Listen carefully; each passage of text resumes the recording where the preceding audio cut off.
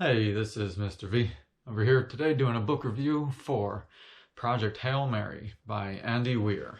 Before I get into my book review, you should know I do a spoiler-free book review, so that's why you see me looking down. I have notes to not give any spoilers away. So, let's do the book review for Project Hail Mary by Andy Weir. So, this book is basically about a guy. His name is Ryland Grace, and he wakes up and he's in a rocket in space, and he basically has no memory of how he got there. The only thing he knows is that he has been asleep for a very, very long time, and as the book progresses, more and more memories come back. And that is about as much as I can say for the main storyline for now. And you'll hear why in my book review.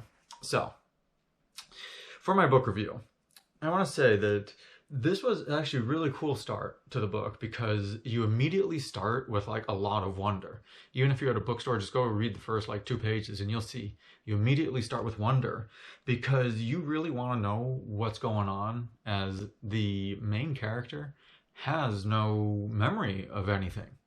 So it's like you're wondering, he knows he's been asleep for a long time, and he quickly finds out that he's in space. I mean, that happens within the first chapter.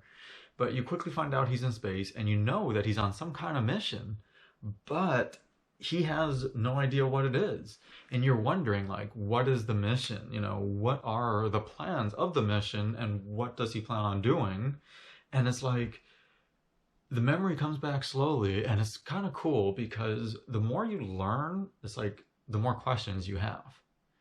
And then it's also like, the more you learn, sometimes the more impossible it can even seem.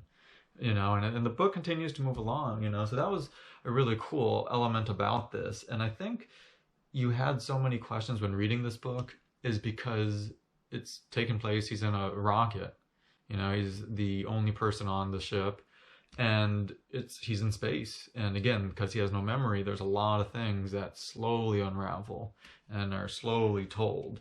And I think it's also because space just has so many questions. There's very little we know.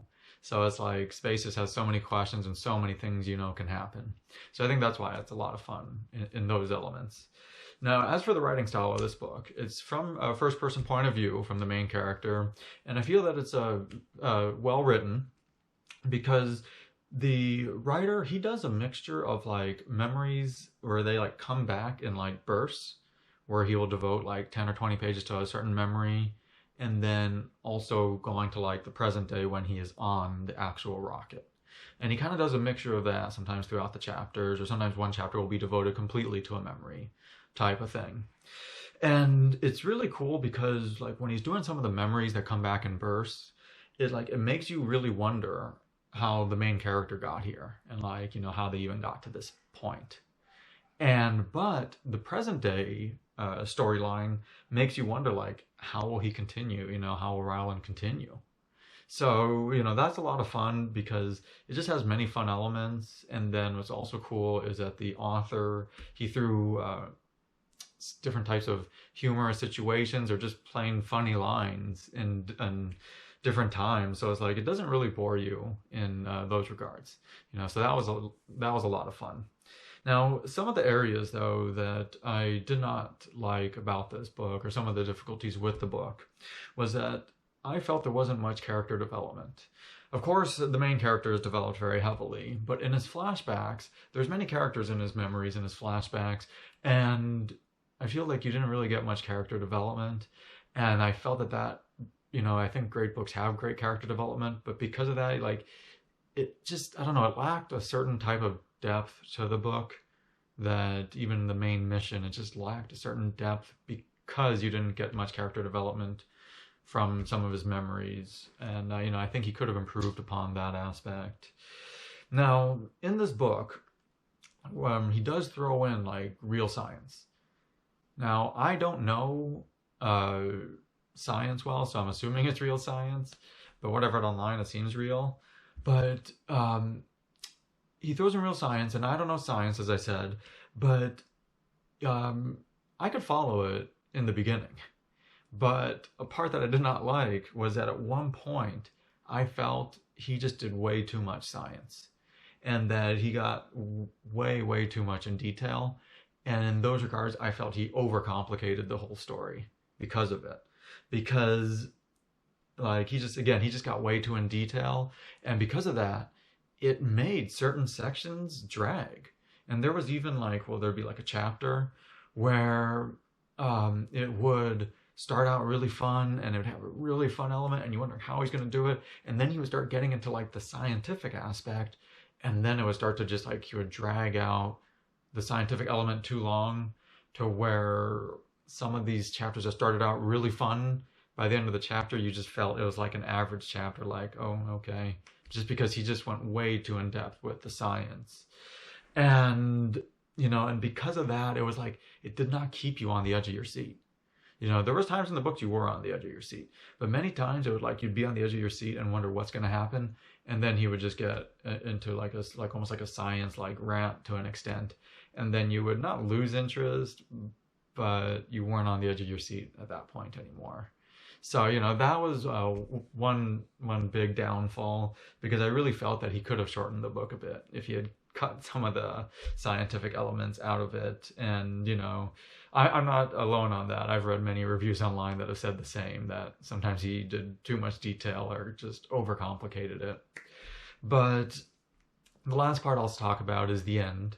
So I judge an ending based off of, I mean, of course, if you like it, but I judge it mainly on, did he kind of like wrap everything up? Like, I like ends that don't have any loose ends. You want them to kind of like wrap everything up.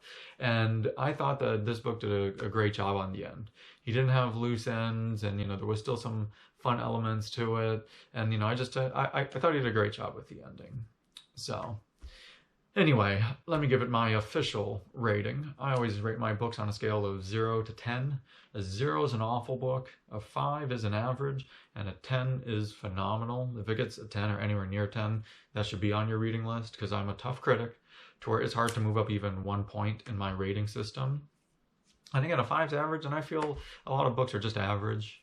So, my official rating for Project Hail Mary by Andy Weir is a 6. And again, remember, 5's average, and I'm a tough critic, so 6 is a book that you should definitely go out and read. But the reason it did not get higher is because I felt that while, it was a fun story, and I liked the way it was written with memories and then like present day and all that, and there was fun elements in the book, I just felt that by really just going way too in depth with some of the scientific elements and throwing way too much science in there, that overcomplicated it, and then it made some of the book drag, and it did not keep you on the edge of your seat because of that. But so that's why, again, remember, 5's average. I'm giving this book a 6. If you guys have any comments, disagreements, anything like that, please post it in the comments section below. I hope you guys click the subscribe button, as I always upload many different book reviews from different genres. But thank you for watching my book review today. This is Mr. V. Enjoy your reading.